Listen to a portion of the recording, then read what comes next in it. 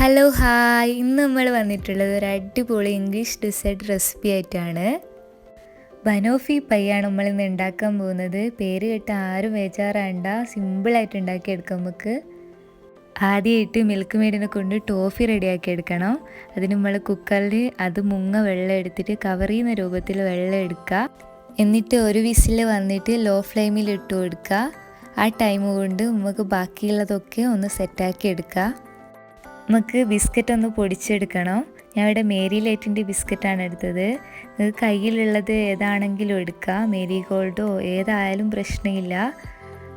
ഇനി നമുക്കിതൊന്ന് മിക്സിയിലിട്ടൊന്ന് പൊടിച്ചെടുക്കണം. ഇതുപോലെ പൊടിച്ചെടുക്കുക, അധികം പൊടിഞ്ഞു പോകരുത്.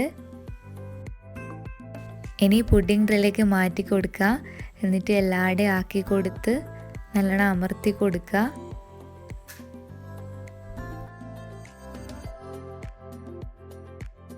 അങ്ങനെ നമ്മൾ ഫസ്റ്റ് ലെയർ സെറ്റായിട്ടുണ്ട്.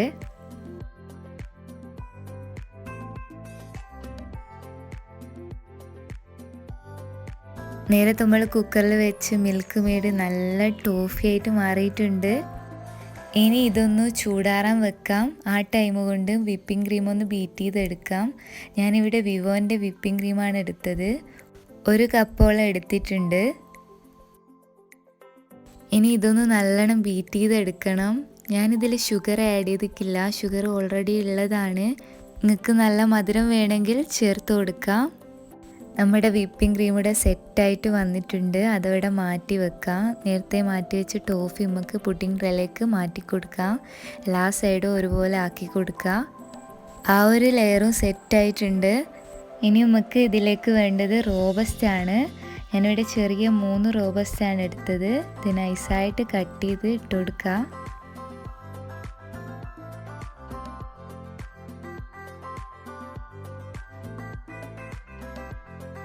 പഴം ചെറുതായിട്ട് കട്ട് ചെയ്തെടുത്തിട്ടുണ്ട്. ഇനി നമുക്ക് പുഡിംഗ് ട്രേയിലേക്ക് ഓരോന്നായിട്ട് വെച്ച് കൊടുക്കാം.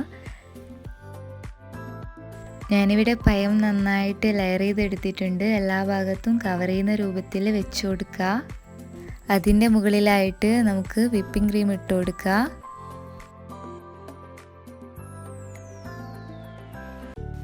എന്നിട്ട് എല്ലാ സൈഡും നല്ല സ്മൂത്തായിട്ട് ലെയർ ചെയ്തെടുക്കുക. ലെയർ ചെയ്തെടുത്തതിന് ശേഷം ഒന്നങ്ങ് ടാപ്പ് ചെയ്ത് കൊടുക്കുക. എന്നാൽ ഗ്യാപ്പൊക്കെ ഉണ്ടെങ്കിൽ കവറായിക്കോളൂ. ഞാനിതിൻ്റെ മുകളിലായിട്ട് കുറച്ച് ഗ്രേറ്റ് ചെയ്ത് ചോക്ലേറ്റ് ഇട്ട് കൊടുക്കുന്നുണ്ട്. ഇനി ഇത് ഒരു 8 മണിക്കൂറെങ്കിലും ഫ്രിഡ്ജിൽ വെക്കുക. നമ്മുടെ പുഡിംഗ് ഇവിടെ സെറ്റായിട്ടുണ്ട്. നല്ല yummy പുഡിംഗാണ്.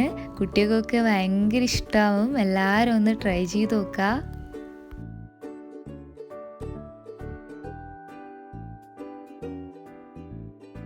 Keep watching. Thank you.